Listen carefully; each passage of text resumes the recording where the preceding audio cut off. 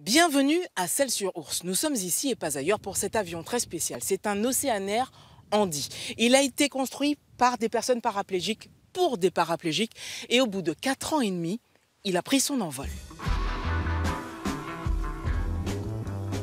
L'Océanair Handy va bientôt décoller et c'est Thomas qui sera aux commandes, aux côtés de Jacques, son instructeur. Regardez le jeu, s'il est vieux ou pas, des battements. Ouais, c'est bon. Ça fait pas longtemps qu'il est fini, donc j'ai volé 2 fois dessus. Ah, la première fois, c'était un peu impressionnant quand même. Hein. Au rang des modifications notifiées par les pilotes, la hauteur de l'avion. En fait, l'avion, il est rabaissé de 8 cm, 8-10 cm. Et ça paraît pas beaucoup, mais c'est énorme pour pouvoir monter, descendre, pour faire le transfert entre le fauteuil et puis l'aile. Donc là, ça va tout seul. Hein. Et là aussi, on a rabaissé, le siège est électrique aussi. Donc là, on peut monter, descendre le siège pour justement faire le transfert, faciliter les transferts. Et voilà.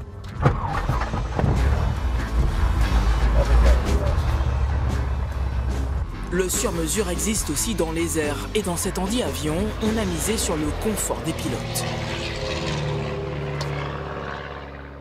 L'innovation de notre avion, c'est une commande électrique au lieu que c'est une commande manuelle pour qu'ils aient la main à droite de libre. Tout est à portée de main, on a tout est tactile, donc il n'y a aucune difficulté pour trouver les instruments et autres. J'utilise le ballonnier pour faire la dérive avec ma main au lieu des pieds. Et j'ai l'accélérateur qui est à ma droite. J'ai l'essence à gauche. J'ai le ballonnier de secours au cas où qui est juste à côté sur ma main droite. Et sinon, c'est un peu comme un avion classique. Hein. Dans l'atelier, les travaux ont repris depuis bien longtemps. L'équipe prépare son deuxième avion, une commande. On pense le surplus qu'on a mis là, de colle. Il n'y aura plus qu'à l'entoiler. Et le travail avance beaucoup plus vite maintenant que vous savez déjà tout ce qu'il faut faire? Ah oui, ça nous a aidés.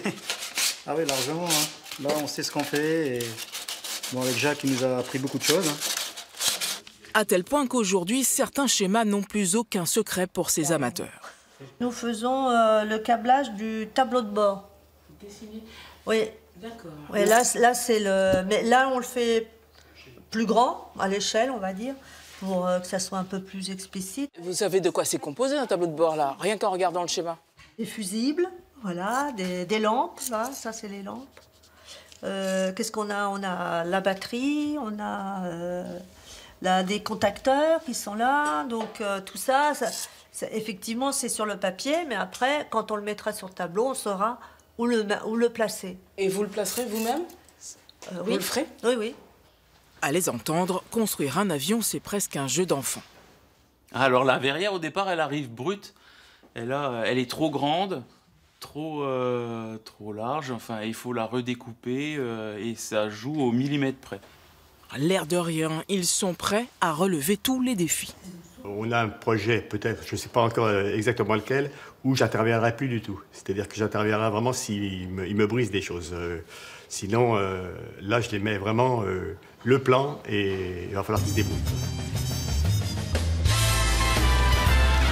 Avec le temps et ce nouvel avion aidant, l'envie de piloter s'est accentuée pour Atem.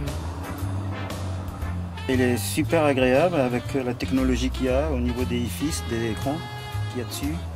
Et surtout le malonnier.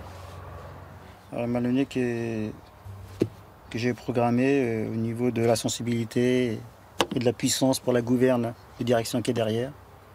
On a installé et c'est impeccable. Je suis plus qu'admiratif. Je suis admiratif pour 2 choses déjà, parce qu'on a une machine qui est superbe, on a une machine qui est unique, mais d'autre côté, on a une machine elle a été tellement bien construite qu'elle est hyper performante. Et par des amateurs en plus. Et par des amateurs. Mais là, je veux dire, on en a fait une équipe soudée, mais qui est devenue quand même relativement pro. Grâce au projet Libre comme l'air, des barrières sont tombées et des limites ont été repoussées. Et on espère, bien sûr, qu'il y aura d'autres personnes qui seront Handy, qui viendront vouloir passer le brevet de pilote. Parce qu'on l'a fait pour nous, mais on l'a fait aussi pour les autres.